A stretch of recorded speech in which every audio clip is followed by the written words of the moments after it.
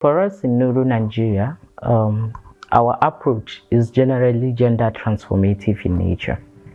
We are very intentional about how we communicate issues relating to gender-based violence, sexual harassment, digital harassment, and then generally violence against people and persons. We are intentional about bringing the community to an understanding that as human beings, we are all equal, and enshrining the principle of humanity into the community through awareness session, creation of dialogue mechanism, whereby women and men sit down to discuss. Because the issues of gender is not just about women, it's about humans. And we have women, girls, boys, and men involved in it. So for us to be intentional to ending gender-based violence and abuses, we have to involve every party that is part of the human society. So that means general awareness and then creation of dialogue mechanism with traditional rulers, religious leaders, local government administrators, the state government, the people in themselves, whether they are IDPs, returnees, host community members, or people who are even refugees in displacement within Nigeria. The major barrier is that for the rural population, first of all, communicating the concept of abuse is difficult for them, even comprehending the situation, because there is also culture of silence enshrined in our community, whereby women are asked to keep quiet when these things happen, or when a girl is raped, she is seen as a second-hand material. Her bride price will not be paid. She cannot get married to anybody in the society. So the best option for the family is to cover up this type of issues. Or when a woman is beaten by her husband, it is being tagged as correction. So all of these are the things that increases the issues of violence in the community. And how Nuru is tackling this is, like I said, creation of dialogue mechanism.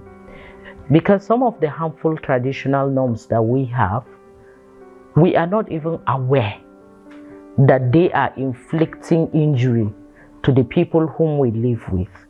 So creating awareness makes people get enlightened. Oh, this religious text is misinterpreted and it's enabling violence.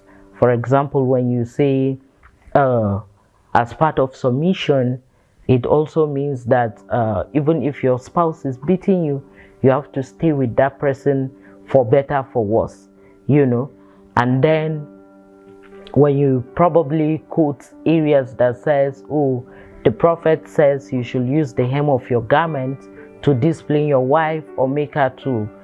But people do not read the other components of those passages. For example, when the Holy Books talks about, when it talks about submission, it later says you must sow love, you must protect, you must care for. And when it talks about using the hem of your garment, it later says ensure that you don't inflict injury because they are delicate. You must protect them. You must be responsible for them. So these are important passages that we try to unpack through dialogues with religious leaders, dialogue with religious institutions, and issues of traditional activities. What does that mean? Do we know that when a woman is raped, she is the one that the injury is inflicted upon? So why do we push her into silence? Let her express herself. Where is the perpetrator? Let the perpetrator not be protected. Maybe we should have a community system where perpetrators are called out, and then there is clear punishment for the perpetrator instead of punishment for the survivor. So these are things that we kind of discuss with the community. We jointly have other partners who help amplify our voices in those communities, and then it helps reduces the issues of violence. We've seen progress. We've seen, like in Minchika community, women engage in the traditional council now. We've also seen in other communities where women are able to recover their inheritance just because of the awareness and the dialogue sections that we've had in the community. So I think the issue is not that people are not willing to support these rural women, is that people don't even know the extent of the damage that is being done. So just opening their minds to understanding them, I think it's really been very, very helpful and profitable. Yes, so we have dialogue mechanism with men, and also we create, like, because we have farmer association of 15 to 25 people as a producer group, it is a safe space where you network with your friends, network with your peers, you kind of discuss peer-to-peer vision and all of those. Like I said, some of the traditional norms that we have, or cultural norms that we have, push people into silence. So like a man now will feel like you're undermining his masculinity when he comes to report these cases. And that's why Nuru promotes what we call positive masculinity. And then what positive masculinity means is that men are able to understand the issues of gender, you know, not just promoting women, but also understanding some of the things that are inflicting injury to them, some of the things that expose them to certain level of trauma. You know, like showing masculinity means you are able to beat, or you are able to conquer, or you are not able to express pain through crying, or you are not able to even express yourself when you are being molested as a man. So we kind of unpack that, and that's why as part of our gender officers, we even have a man who is a gender officer, so that he can be able to discuss the issues of men with men. We know that that will be an enabler for that kind of engagement, and we've seen great success. We've seen men expressing themselves, and I will give you an example. There is a community presently in Adamawa State. Culturally, when a woman gives birth, she is not allowed to have any sexual relationship with her husband until after 2 years. You know, we had to come with examples, and it's this dialogue session that helped the men to express this. They said the reason why we have to take a second wife is because this culture says we cannot touch our wives again, and we don't want to be involved in adultery and all of those things. So instead of us to engage in adultery, it's better we take a second wife, and so that when our wife has given birth, that 2 years period, we can fulfill our sexual needs with the second wife. So we had to start unpacking. Now we had to go back to the women and start talking to them and say, okay, yes, you need to breastfeed for 6 months. Yes, you need to heal for 40 days. Yes, this is it. This is the system. This is how you approach it. This is how these conversations can happen. So yes, we tackle those issues too. So we are intentional about how we approach issues of protection, issues of safeguarding. One of the ways we ensure that these women are safe even when they are economically empowered is that we don't just empower the woman in the household, we empower the entire household. And when we are serving a community, we are serving the entire community. So we don't leave anyone behind, such that the growth of one does not create harm within the community, or when someone is growing, the other person is looking at the person and saying, why is this person growing alone? So we use a very holistic approach that carries the entire community along.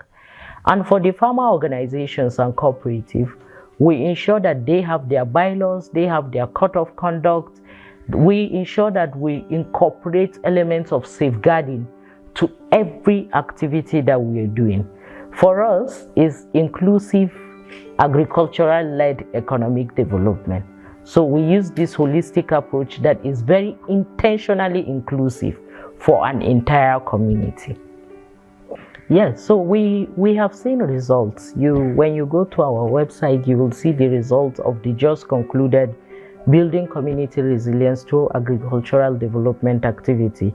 an activity that was funded by BMZ in collaboration with the European Union, and then Nuru Nigeria co-implemented it with GIZ. In that activity, you will see that now about 210 women own their own productive assets. And when we say productive asset, we are saying land. They own their own land because of that activity. It has helped shifted the norm that ownership of land is only for men. We have seen 170 women recover their inheritance. Inheritances that were withheld, for some of them were like 15 years, others 10 years, 5 years, but they were able to recover them through this dialogue mechanism. So that means there are shifts. We have also been able to refer cases of gender-based violence.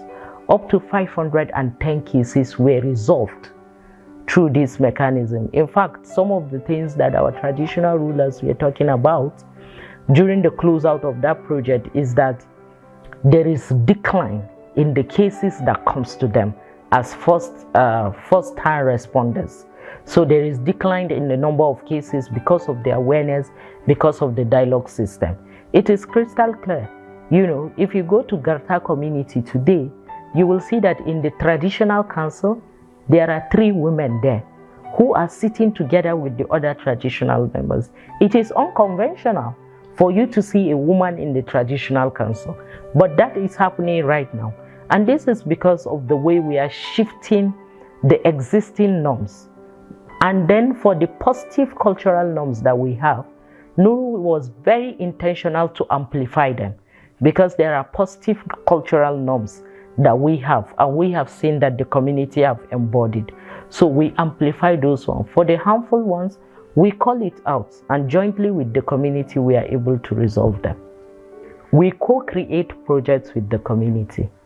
Lasting change can only happen if there is cultural competence. And cultural competence comes with community-driven aspiration. That's when true localization happens. When you ensure that the community lead the project, that means you use a participatory approach in the program design. When you ensure that the community are the ones driving the project, that means every step on the way, you enable, you empower, you include, you involved. And then you ensure that it is community sustained.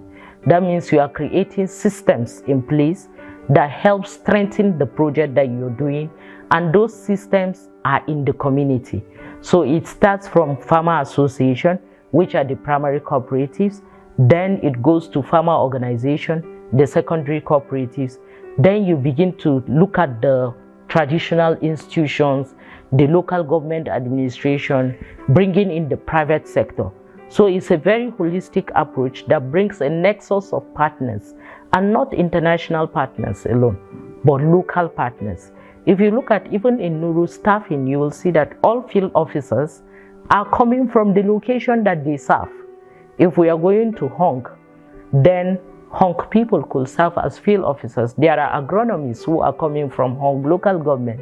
If we are going to Tongo, there are agronomists from Tongo local government. So this is very important, that the people see that their own people are leading this development, and you cannot take the solution of a problem far away from the people who are affected by the problem. They are the ones who can support you in designing those solutions. For us, localization is critical, and even in its sense, geolocalization of activity. Every community context is different from the next community. So we are very intentional about that. We promote cultural competence because that's the only way development can be sustained. I think the major global commitments that we should have to strengthen organizations like ours is one, intentionally involving the local actors. You just talked about localization right now. Localization is one area, commitment towards localization, and of course that commitment needs to come with trust, respect, intentional capacity sharing, not capacity building now. It's capacity sharing, because there is an existing capacity within the context of the local partners. So the commitment towards intentionally working together hand in hand with each other to end gender-based violence. It's one key area. If we can be able to amplify local organizations, local actors to be able to lead the change that we seek, and then these local organizations are able to cascade it to a community-led intervention, then definitely we are good. We'll really achieve and attain the results that we are seeking to see.